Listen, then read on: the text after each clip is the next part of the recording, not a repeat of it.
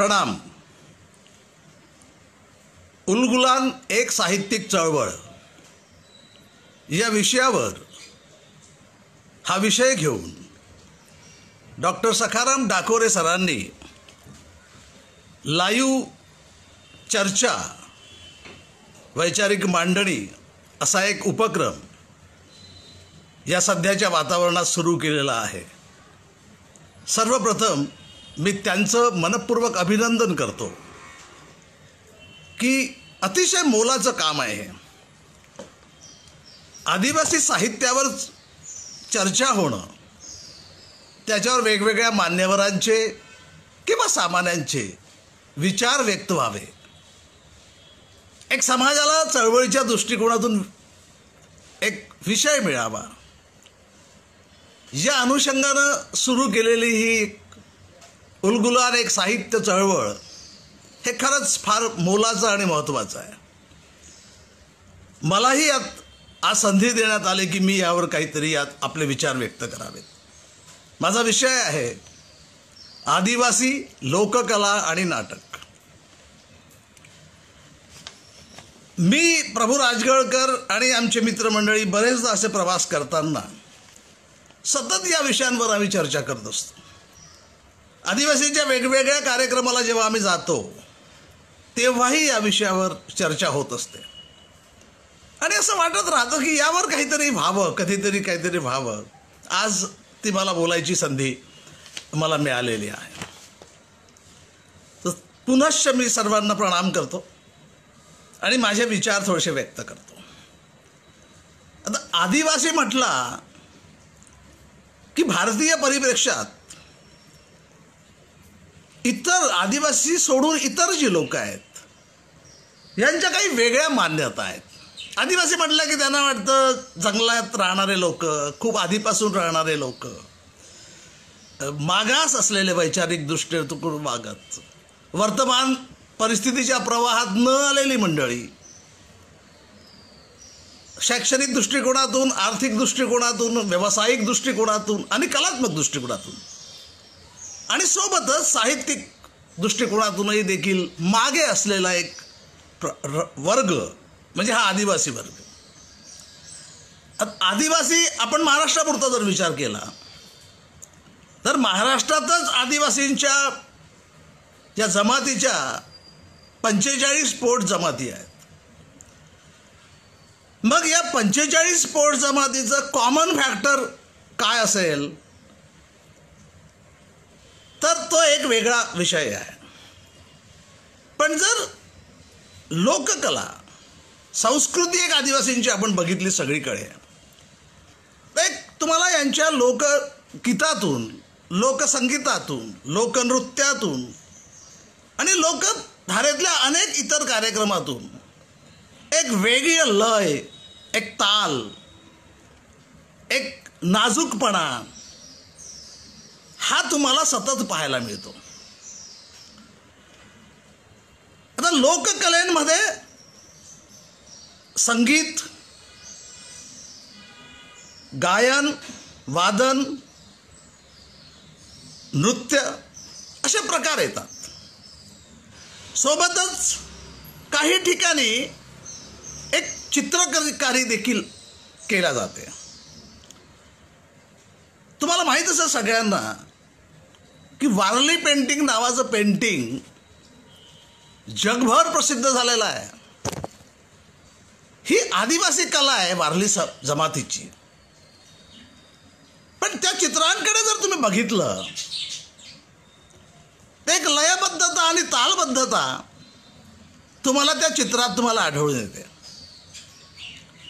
हीच तालबद्धता आणि लयबद्धता आणि एक सौम्यपणा यांच्या इतर लोकसंगीतात, लोकनृत्यात, लोकगायनात आढळून येतं. वेगवेगळ्या पोटजातीच्या जमातीचे वेगवेगळ्या कला आपल्याला पाहायला मिळतात. मराठी साहित्यात आदिवासी साहित्य प्रचलित झालं, पण इतर साहित्यिकांनी आणि आदिवासी साहित्यिकांनी या आदिवासींच्या लोककलाच्या संदर्भात किंवा लोकनाट्याच्या संदर्भात हवं तसं काम केलेलं दिसत नाही. आपल्याला यावरचं काही खूप असं आधारभूत असलेल्या गोष्टी वाचायला मिळत नाही, कारण की पाहायला मिळणं कठीण आहे. सगळीकडे कुठला व्यक्ती जाऊ नाही शकत. पण किमान वाचता आलं असतं तर ते फार चांगलं झालं असतं समाजाला. आदिवासी जमातीच्या इतर ज्या पिढ्या आहेत, आता पुढच्या ज्या भावी पिढ्या आहेत, त्यांना याची जाणीव होऊन निश्चितपणे आपल्या एक जमातीला कुठल्या स्तरावर नेण्यासाठी याचा काही उपयोग करता येईल का, याचा त्यांना फायदा झाला असता. पण फारसं तसं काही लिहिलेलं दिसत नाही. संपूर्ण भारतभर मी प्रवास केला. सर्व क्षेत्रातल्या अनेक लोकांसोबत मी कामही केलं. त्यात आदिवासी जमातीच्या लोकांबरोबरही काम केलं. त्यांचे कलाप्रकार पाहिले मी. त्यांच्या कलाप्रकारातून प्रबोधनाचं कार्य कसं करता येईल याच्यावरही आम्ही मेहनत घेतली. महाराष्ट्रातही तो प्रकार घडला. महाराष्ट्राचा माझ्याकडे चार्ज असताना त्या कलांचा देखील आम्ही वापर केला. तुम्हाला सगळ्यांनाच जवळजवळ माहीत आहे की आदिवासींची कोळी नृत्य ही फार प्रसिद्ध, जागोजागी यांचे कार्यक्रम केले जातात, खूप ठिकाणी यांचे कार्यक्रम केले जातात. पण ही कार्यक्रम करताना इतर लोकांची जी भावना आहे किंवा मानसिकता आहे ती फार वेगळी असते. तुम्हाला ते वापरतात, तुमच्या कलांचा ते फायदा करून घेतात. हे आपल्या कलावंतांना आणि कलांचे जे ग्रुप्स आहेत ते चालवणाऱ्यांना फारसं लक्षात येत नाही. कारण की आदिवासी कसा आहे तर रानावनातला माणूस आहे. हा वंचित आहे, सामाजिक दृष्ट्या दुर्लक्षित आहे, अन्यायग्रस्त आहे आणि घायाळ आयुष्य जगलेला माणूस आहे. हा घायाळ आयुष्य जगलेला जो समाज आहे, या समाजाचा इतर लोक वापर करून घेतात आणि त्याला फार कौतुकाने म्हणतात. यांची आदिवासींची संस्कृती जपली पाहिजे, बरं फार महत्त्वाचं आहे, असं आपल्याला कधी मिळणार नाही. या स्टेटमेंटला माझा विरोध आहे. असो तर कोळी नृत्य असो, ढोलांचा नाच असो, मी कुठल्या जमातीची कुठले नृत्य आहे ते सांगणार नाही. मी ठोकळ मानाने सर्व नृत्यावर थोडं साधक बाधक चर्चा करणार आहे. जमातीचं म्हणाल तर प्रामुख्यानं सगळ्यांनाच माहिती आहे कोण. प्रधान, वारली, कोरकू, माडिया, आन, भिल, महादेव कोळी, उराव, ठाकर, थोटी, पारधी अशा अनेक पोट जमाती आदिवासीमध्ये महाराष्ट्रात मोडतात.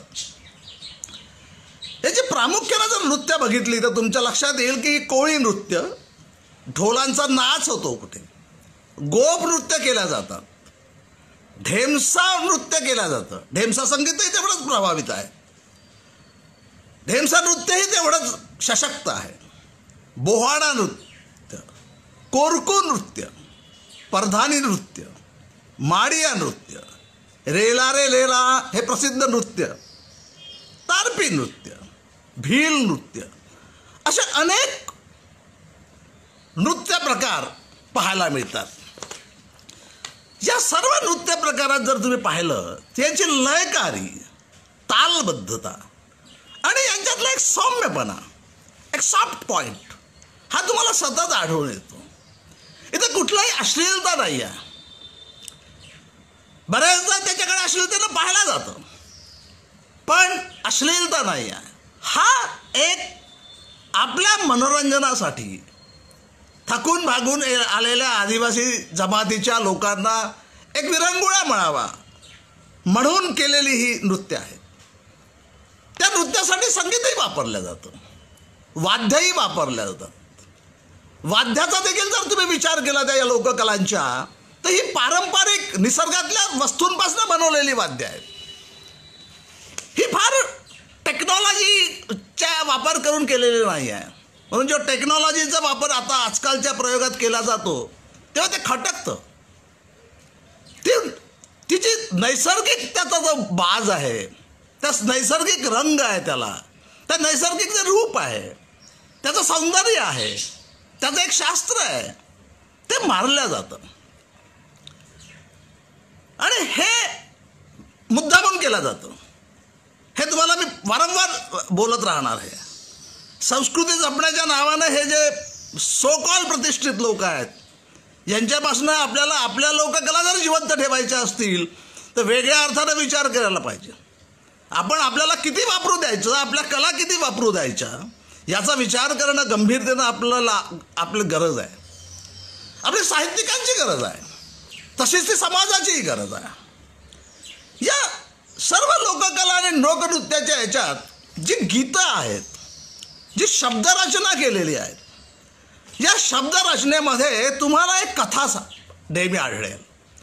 असं काहीही नाही म्हटलेलं आहे.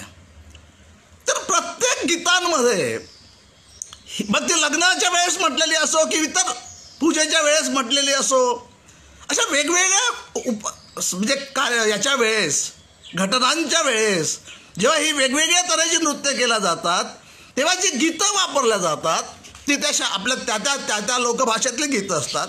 पण त्या लोकभाषेतली गीतं एका विशिष्ट अर्थाची असतात, एका कथेची असतात.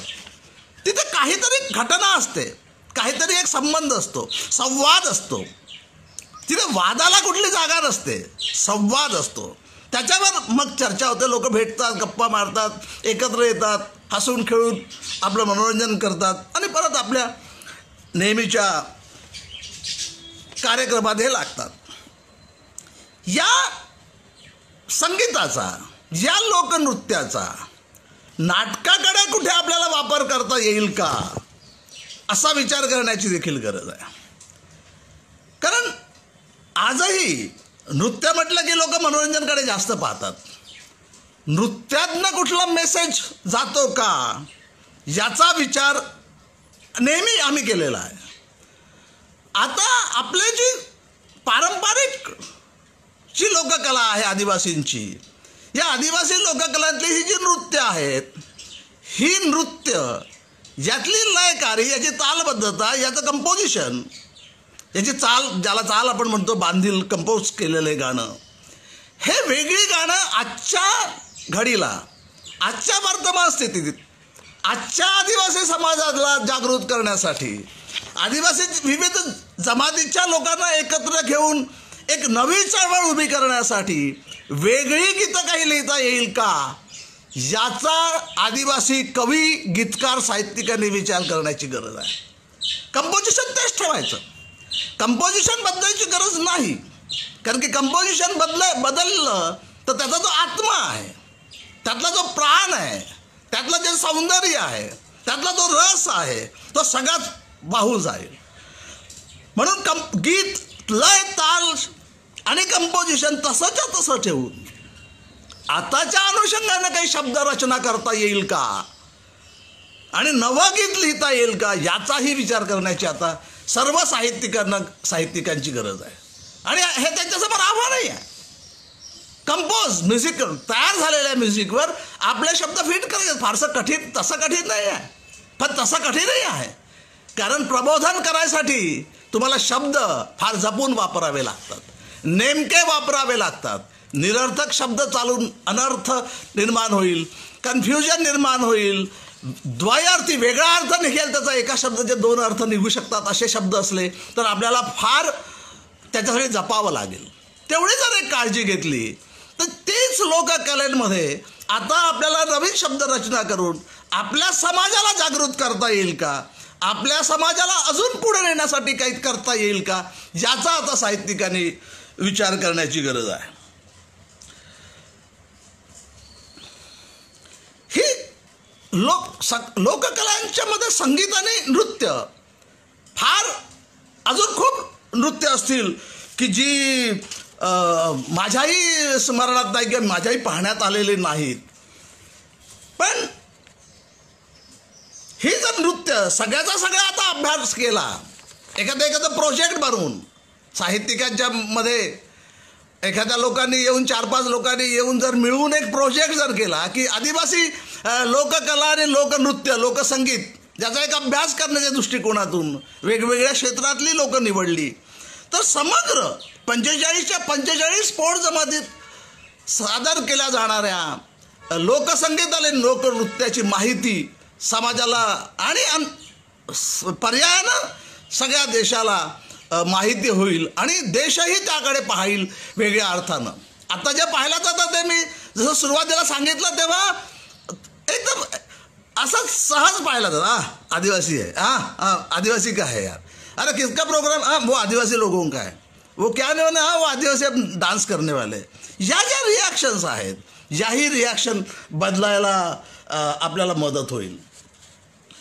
कांबळ नाच, बोहाडा नृत्य, ढोल नृत्य या अनेक गोष्टी आपल्याला आता वापरायला सुरुवात केली पाहिजे. आपण वापर केला पाहिजे, लोकांना वापरू दिलं नाही पाहिजे. आता या लोककला लोकसंगीत आणि लोकनृत्य याचा आपणच वापर करण्याची गरज आहे, इतरांना वापरू देऊ नये ही माझी नम्र विनंती आहे. याच अनुषंगानं जर साहित्यिक लोक जर नाटकाचा विचार केला, कारण की नाटक हा असा माध्यम आहे की जे प्रत्यक्षात सादर केलं जातं, त्यामुळे डायरेक्ट लोकांशी ऑडियन्सशी संवाद होतो आणि संवाद असल्यामुळे तिथे केवळ मनोरंजन नसतं, तर संवाद ऐकताना त्यांचं मनही त्याच्याप्रमाणे चालत असतं, त्याचं मन त्याबद्दल विचार करत असतं. म्हणून या लोककलांचा वापर आपल्याला नाटकात करता येईल का ज्याचा विचार करण्याची फार गरज आहे. फार पूर्वी म्हणजे मला वाटतं 60-70च्या पिरियडमध्ये असेल काही एकलव्यावर विश्वनाथ खैरे याने नाटक लिहिलं होतं. यात एकलव्याचा सगळ्या गोष्टी सांगण्याचा प्रयत्न केला होता, जशा कथा पारंपरिक आहेत. हे आदिवासी नाटकावरचं बोलतो आहे मी, की पहिलं आहे की नाही माहीत नाही, पण मला माहीत असलेलं विश्वनाथ खैरेंचं एकलव्यावरचं नाटक आहे. हे आदिवासींवर लिहिलेलं होतं. विजय तेंडुलकरांनी कमला लिहिलं, ज्यात आदिवासी स्त्री होती, पण ते नाटक माझ्या मते आदिवासी नाटक नाही. आदिवासी स्त्री पात्र असणं म्हणजे आदिवासी नाटक होत नाही. तर आदिवासी नाटक व्हायला आदिवासी समाज समजणं, समाज लेखकाने जाणून घेणं, त्यांचा जीवन प्रवास समजून घेणं, त्यांच्या आयुष्यात येणारे चढउतार घटना, त्यांचा तो संघर्ष, जगण्याचा संघर्ष, जल जंगल जमीन आमचं सगळं, आम्ही त्याचे जरी वारस असलो तरी त्याच्यासाठी जो संघर्ष करावा लागतो, त्या संघर्षाची कथा जोपर्यंत ज्यांना कळणार नाही आणि ती कथा नाटकात येणार नाही तोपर्यंत ते आदिवासी नाटक नाही. आदिवासी पात्र असलं म्हणजे नाटक आदिवासी नाटक होत नाही. इतरही नाटकं आहे. मला वाटतं लोककथा 78मध्ये आदिवासीचे रेफरन्सेस आलेत आहेत. चरित्रात्मक नाटकं देखील काही आदिवासींच्या जीवनावरची चरित्रात्मक नाटकं आहेत. त्यात उमाजी नाईक नाटक आहे, जे शालेय जीवनात 10वीच्या परीक्षेला देखील शाळेला अभ्यासक्रमाला होतं. तंट्या भिलवर नाटक लिहिण्यात आलेलं आहे. भिल्लवीर कलिंगवर नाटक लिहिण्यात आलं आहे. आमच्या भंडाऱ्याचे हरिश्चंद्र बोरकर ज्यांनी महाराणी दुर्गावतीवर नाटक लिहिलेलं आहे. ते चरित्रात्मक नाटकं देखील काही प्रमाणात आलेली आहेत. पण प्रॉब्लेम इथंच आहे की ज्यांना आदिवासीचं जीवनच माहीत नाही अशा लोकांनी कुठेतरी एखादी कथा वाचून किंवा ती एखादी घटना वाचून त्यावर नाटक लिहिणं आणि आदिवासीचं जीवन जगत असलेल्या माणसांनी नाटक लिहिणं यात फार फरक पडतो. याचा एकदा विचार व्हायला पाहिजे. कारण की एकलव्य जसं फार उदाहरणार्थ एकलव्यावर चर्चा झाली, एकलव्यावर नाटक लिहितं का, पण त्याच अजूनही आमच्या सगळ्या आदिवासी मंडळी अजूनही त्याच याच्यात आहेत की त्या एकलव्याला जसं झालं, मग त्याने तो पुतळा बनवला, मग त्याच्यापासून शिकला, मग तो आला, मग कुत्रा भुंकला, मग त्याने बाण चालवले आणि ते आवाज त्याचा बंद झाला, मग त्यांनी गुरुदक्षिणा मागितली आणि यांनी अंगठा कापून दिला. मी माझ्या सर्व आदिवासी मेळाव्यातल्या सर्व कार्यक्रमात मी सतत सांगत असतो, आदिवासी लोकांनी, आदिवासी साहित्यिकांनी आता त्यांची जबाबदारी आहे की तुम्ही शालेय अभ्यासक्रमात जे शिकलात किंवा प्रस्थापितांच्या साहित्यातून जे तुम्ही वाचलं ते तुम्ही खरं मानायचं का? तुम्हाला स्वतःचं मत नाही आहे का? तुम्ही तुमच्या आयुष्यातल्या आदिवासींच्या धकाधकीचं जीवन बघत नाही आहे का? तुम्हाला काय हाल, आदिवासी म्हणून काय त्रास सहन करावा लागल्याची जाणीव नाही का? तुम्हाला इतर लोकांनी कसं वागवलं, तुम्हाला कुठे कुठे असे आळकाठी पुढचा प्रवास करताना आळकाठ्या आणल्या याची तुम्हाला जाणीव नाही आहे का? मग तुम्ही अंध होऊन जसं वाचलं किंवा जसं तुम्हाला शिकवलं गेलं तसंच्या तसं ॲक्सेप्ट करायचं का? आता आम्हाला आमची बुद्धी जागी करावी लागेल. आता आम्हाला आमच्या ढंगाने विचार करावा लागेल की नाही असं कसं असेल. आपल्याला प्रश्न का नाही पडत या सगळ्या कथा वाचताना? म्हणून आता त्याला नवे पैलू पाडता येतील का? त्या कथांचा आपल्याला वापर करायचा असेल, चरित्रात्मक आदिवासीच्या लोकांमधलं काही प्रतिनिधी असेल ना, त्याचा जर वापर करायचा असेल तर तो वापर आपल्याला कसा करता येईल याचा आता विचार करण्याची गरज आहे. तो असा वापर करता येईल का की आमच्या पुढच्या समाजाला, पुढच्या पिढीला त्याचं प्रोत्साहन मिळेल, प्रेरणा मिळेल, त्यांना अजून समोर संघर्ष जायला एखादा काहीतरी पाठबळ मिळेल, असं काहीतरी आम्हाला लिहिता येईल का? की त्याच कथा आम्ही परत परत परत परत म्हणजे उगाळायच्या. म्हणजे इतिहासाकडे पहा, तर इतिहासाचे तोडफोड करायला कोणी मनाई केलेलं नाही आहे, कारण की सगळंच काही इतिहासात लिहिलेलं नसतं. अनेक अशा गोष्टी असतात ज्या कंसात आहेत, ज्या लिहिलेल्याच नाही आहेत. मग त्या कंसात काय लिहिलेलं आहे हे आता आपल्याला वाचता आलं पाहिजे. आदिवासी साहित्यिकांची फार मोठी जबाबदारी आहे, विशेषतः नाट्यलेखन करतानाही फार मोठी काळजी घ्यावी लागणार आहे. इतर नाटकही आता आदिवासीच्या जीवनावर डॉक्टर रमेश कुबलनी नाटक लिहिलेलं आहे. असे सगळ्यांना माहीत असेल, आदी लीला नावाचं त्यांचं नाटक होतं. दुसरं नाटक होतं रानबुल. आता आदी लीला या नाटकांमध्ये त्यांनी वारली जमातीच्या सर्व लोकसंगीत आणि लोकनृत्याचा वापर केलेला आहे, अतिशय प्रभावीपणे केलेला आहे. कांगडा नाच त्यांनी वापरला, तिथे घांगडी वापरला, बोहडा वापरला, ढोल नाच वापरला, तारपा नाचचा वापर केला, त्यातल्या संगीताचा वापर केला, लोकभाषेचा वापर केला. आणि संपूर्ण नाटक हे वारली संस्कृतीवर आधारित आहे. पूर्ण वारली समाजाची संस्कृती त्यात अधोरेखित केलेली आहे आणि अतिशय चांगल्या प्रमाणे केलं आहे. वारली समाजाचं प्रत्यक्ष जीवन काय यावर ते नाटक लिहिलेलं आहे. आणि या आमच्या आजचे जे आदिवासी साहित्यिक आहेत त्यांनी ते वाचणं, त्याला शोधून काढणं, पुस्तक उपलब्ध करून घेणं आणि ते वाचणं फार गरजेचं आहे. त्यांचं दुसरं नाटक जे आहे रमेश कुबलचं ते आहे रानबुल.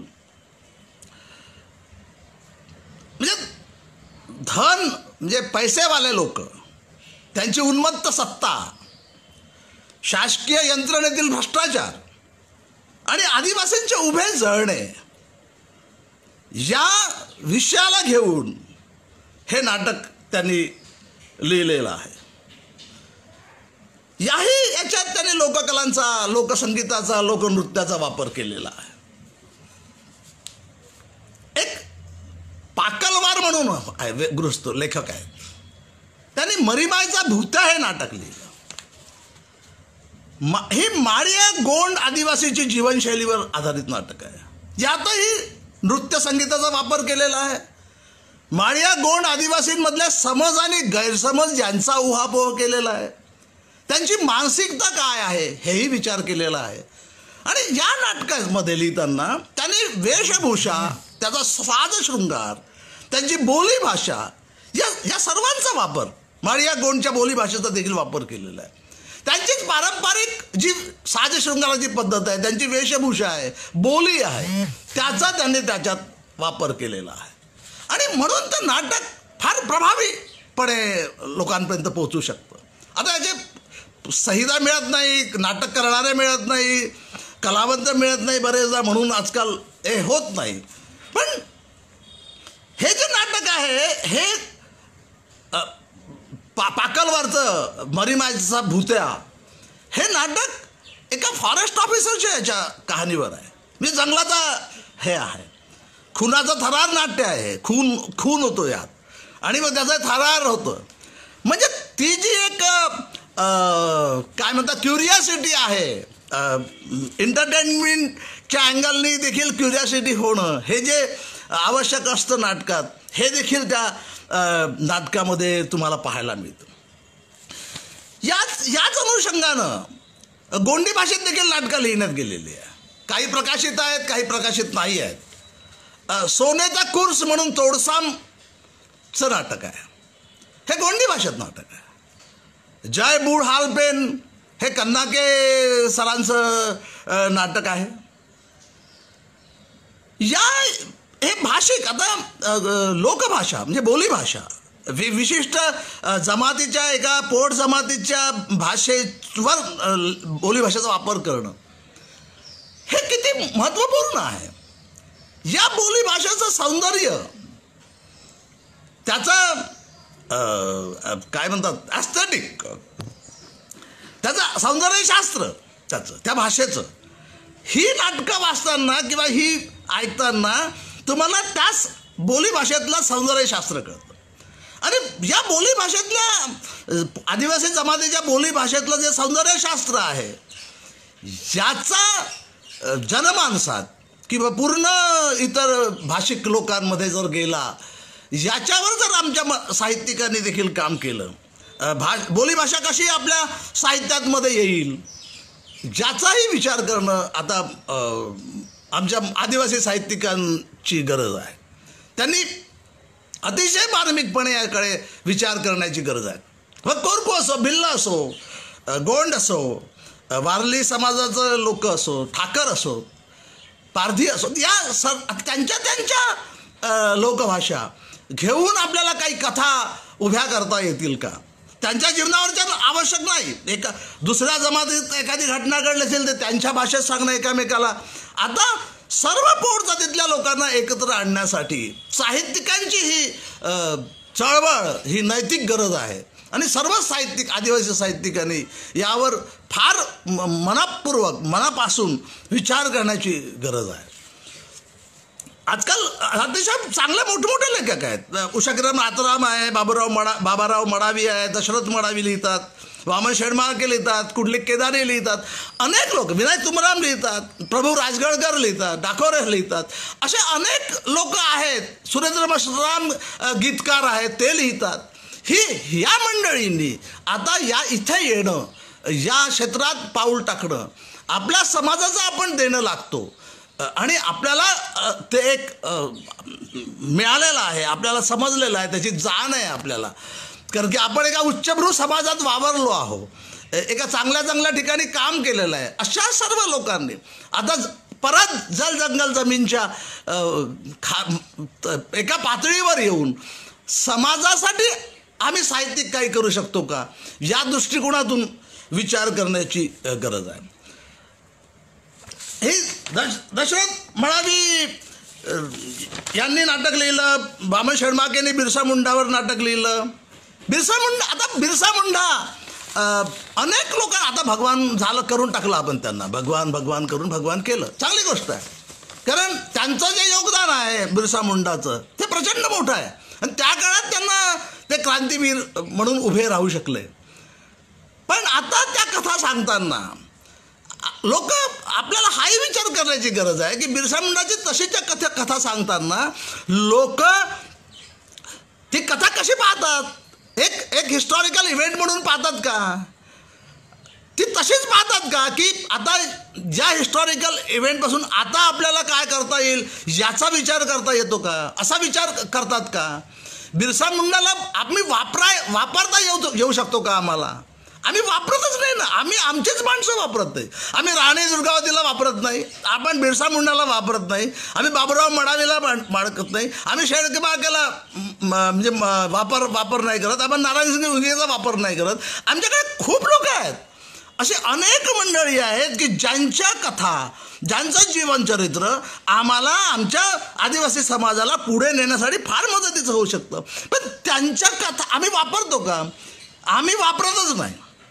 आम्ही एक साहित्यकृती म्हणून जसं भटभट काहीतरी करून अनेक आपली मांडणी तशी असते. पण आता समाज हा वेगळ्या दिशेने चाललेला आहे. आता हा जग अतिशय वेगळ्या अँगलनी प्रवास करत आहे.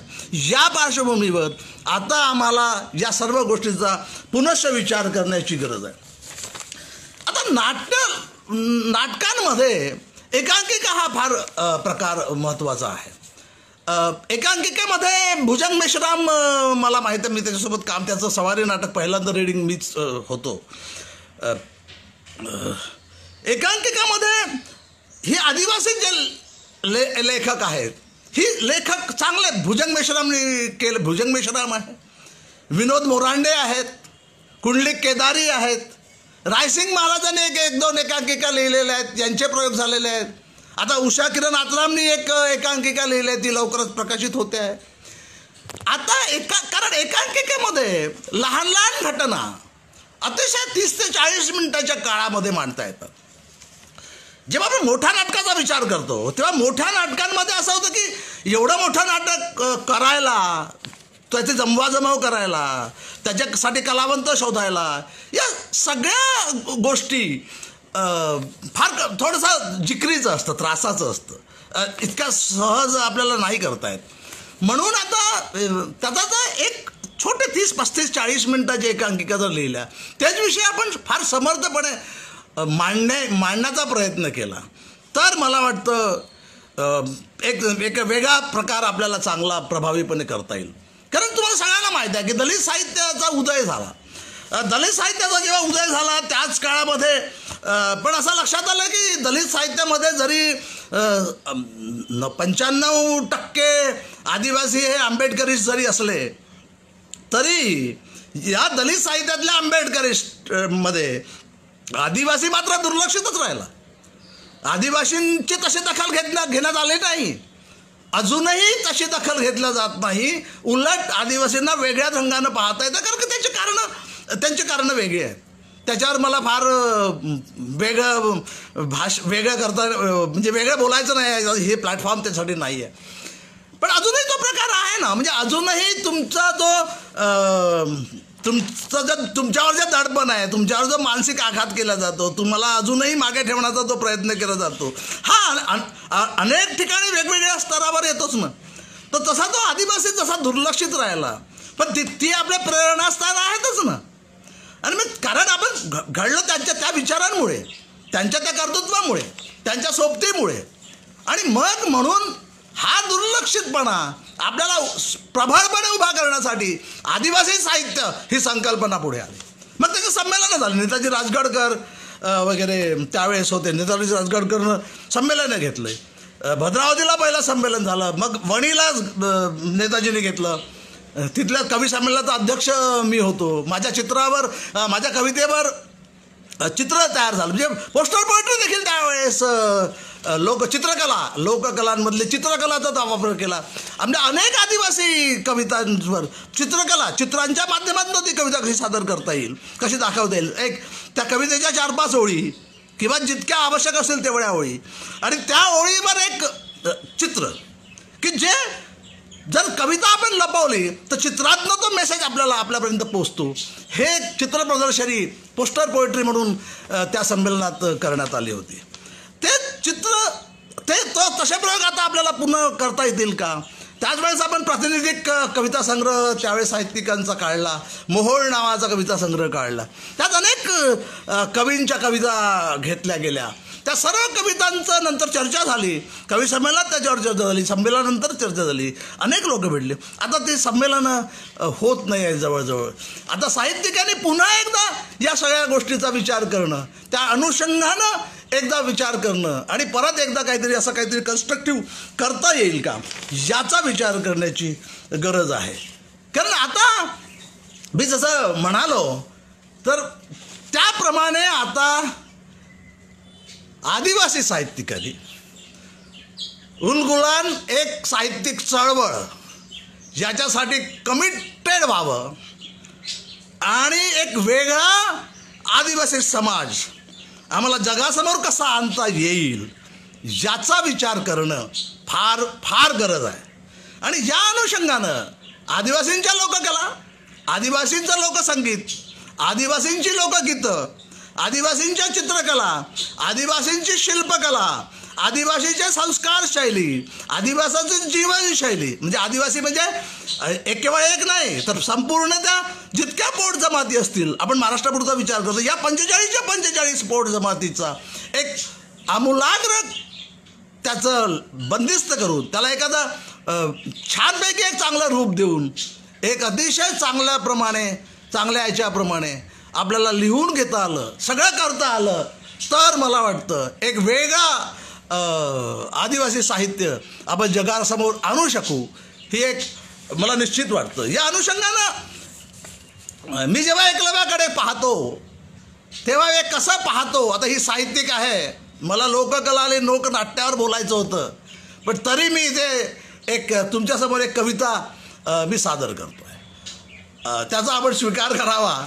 कारण आता साहित्यिकांचे मग कुठल्याही लेखनात असोत, आता संदर्भ कसे आले पाहिजेत याचं एक मला वाटतं छोटंसं हे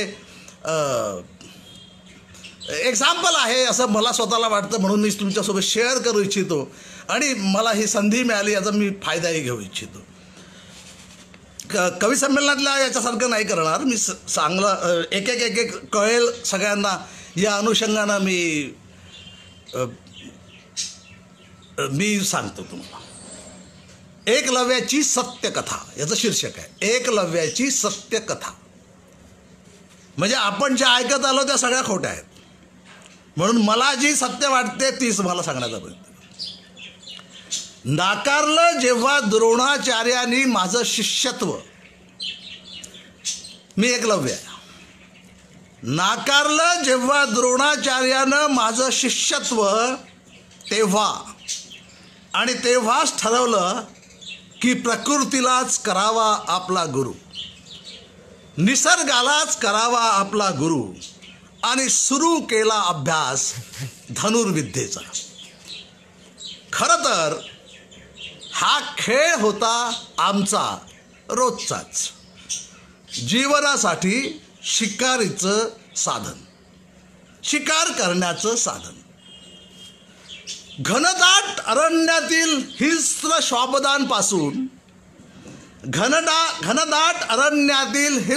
श्वापदांपासून रक्षण करण्याचं आमचं शस्त्र. हळूहळू धनुर्विद्येचं कौशल्य हस्तगत करीत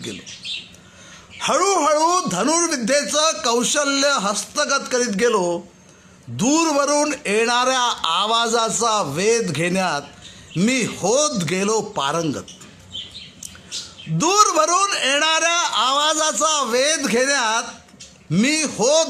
पारंगत.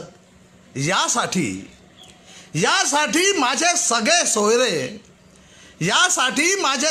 सोयरे होते माझे मार्गदर्शक.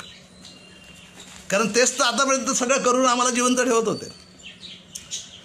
तेच देत होते मला चुकीची सुधारणा करण्याचे मंत्र.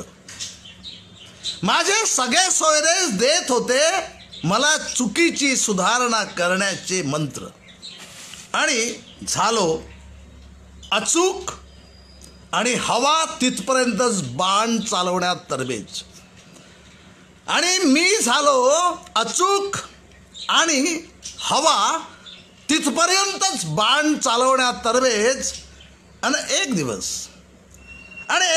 सराव करीत असताना कानावर आदळला कुत्र्यांच्या भुंकण्याचा आवाज.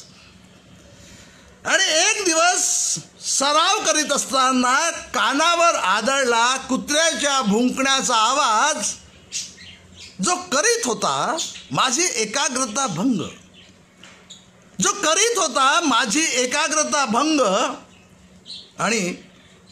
आणि अकारण कुणाची शिकार न करण्याच्या आमच्या आदिम परंपरेनुसार आणि अकारण कुणाचीही शिकार न करणाऱ्या आमच्या आदिम परंपरेनुसार केवळ बंद होईल त्या श्वानाच्या भुंकण्याचा आवाज केवळ बंद होईल त्या श्वानाच्या भुंकण्याचा आवाज तेवढा, आणि तेवढाच घेतला वेध आणि आवाज बंद झाला. तेवढा आणि तेवढाच घेतला वेध आणि आवाज बंद झाला.